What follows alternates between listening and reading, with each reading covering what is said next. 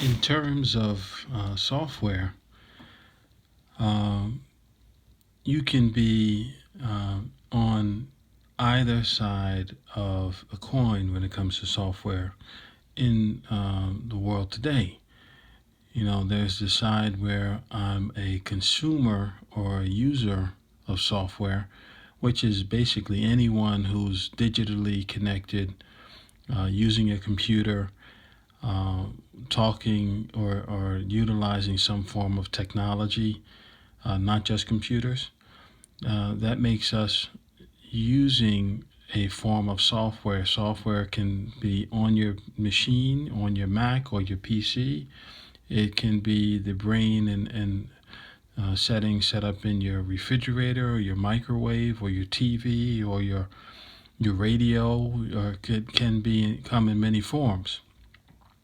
So you can be on the consumer side of software, but then there's the other side of the coin, which is the developer side. And I wanted to share three tips or three kind of characteristics that I see that a software developer has. So the people who are consuming or using the software, which I mentioned can be found in many different uh, devices and computers and things, uh, coming up with the ideas and building that and then delivering something that can be consumed is the essence of what a software developer is. Sorry about that. So um, anyone can be a software developer, but I think there's three areas of focus that that I see are important. There are many more things that to take into consideration as far as a person's personality and levels of determination and how much you're willing to wing things and make things, put things together. But let's focus on three. Okay. The first one I have, I'll list them out, then I'll talk to each one, and then I will. That's it. And before I list them, just want to ask: are you interested in being a software developer? Uh, if are you wondering if you have the capability? Are you wondering if you really have what it takes? I'm going to tell you from personal experience. If your answer is you're wondering, you can do it. I'm telling you, you're able to do it. You can learn whatever anyone else has learned. You can gain the skill set needed to be a software developer. You don't have to be Einstein level to be a good software developer and to build solutions. And you can leverage your own skill set and learn other things to adapt. And yes, you can do it. It doesn't matter which walk of life you come from, you can do it. All right. So three tips. Number one, or three characteristics. Number one, a software developer has a desire to create a solution. So software developer is someone that wants to create a solution. Okay. Second characteristic is a software developer. I'm going to use a term that I've been thinking and kind of made up is a software developer has the approach of believing is seeing. The normal phrase is seeing is believing, but from a software development approach, it's believing and then seeing it. Okay. And the third characteristic is the software developer is aware or willing to learn on the fly where needed about the programming available, the languages available to build what it is that they desire to build, and not just the programming aspect, but the tools that are available to do it. So let's talk about those three things. One, desire to create. Two, believing is seeing. And three, programming languages and tools. Okay, so the desire to create.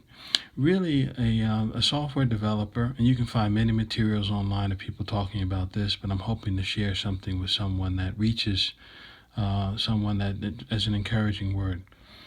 The desire to create stems from there's a problem to solve, or there's something that you're interested in building to provide a form of a solution for something. That desire to create will drive you to be challenged, and when you're challenged, to push through, to be motivated, and you have to have that level of desire to create something. As a developer, you have to be willing to build it and create it. The second is believing is seeing. See, a lot of times in the software development world, you don't have there's no one way to do things. There's many ways to do and solve a problem and build a solution. But a lot of times it falls down to what you believe you want to create. There may not be many answers online readily available, but by you believing it, you continue to dig and try to find a solution or a way around and a way to create and implement the solution that you want. So believing is seeing. Once you lead with that level of belief, eventually the things that you were thinking you can create can be created. It may be challenging, it may have some level of difficulty, it may take some time to allow thoughts to set in and come up with alternative approaches, or you may have to augment or change what you plan to build something in a different way. But when you're believing it, you can see it. You can see the solution ultimately. And the third one are the programming languages and the tools available. So this is where we get stuck. And I've been fortunate to be able to program in different languages over quite a long period of time. And I'm going to say that it's not necessary to be learning the entire syntax of any one programming language before you can be a developer. The key is realizing what you want to build, believing it can be built, and then using your online resources, using your either your coworkers or your colleagues or people who have already done things you're trying to do, looking in different forums online where people are struggling with the same problems you're having, and using that in concert with the actual programming language materials themselves, so you can learn how to develop the solution you're thinking about within that specific language, or use different languages to solve one software problem. There's a number of cases where I've built one piece of a program in using, let's say, Java, and another piece of a program just using Shell or Perl script, or a combination of all three, or some of them have been SQL scripts that are more sophisticated, or you can imagine a front end with like a website, which website building is also software development. You can have in there HTML, JavaScript, jQuery.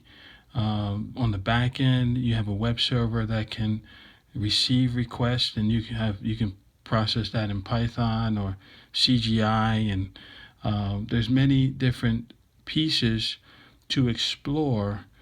And there are many different tools that can be used to help you explore. But the third characteristic, again, is just as a developer, you are aware that there's gaps in your knowledge, and you're willing to go out and seek and find and utilize and try and find the best tools and languages for you to build your solution. So to sum it up, the three characteristics that I see that are important. One, a desire to create and build. Okay? Two, believing is seeing the solution. And three, utilizing programming languages and tools that you create and find that can be available to build your solution. With those three, in any situation where you have to develop something, you'll learn to teach yourself, to grow, to make mistakes, to fill in gaps, to challenge yourself. You will be challenged. You'll take breaks and maybe have to take walk breaks, and let days go by before you get the actual solution. But using those techniques will help you solve the problems, build the software you would like, and allow other consumers to use it.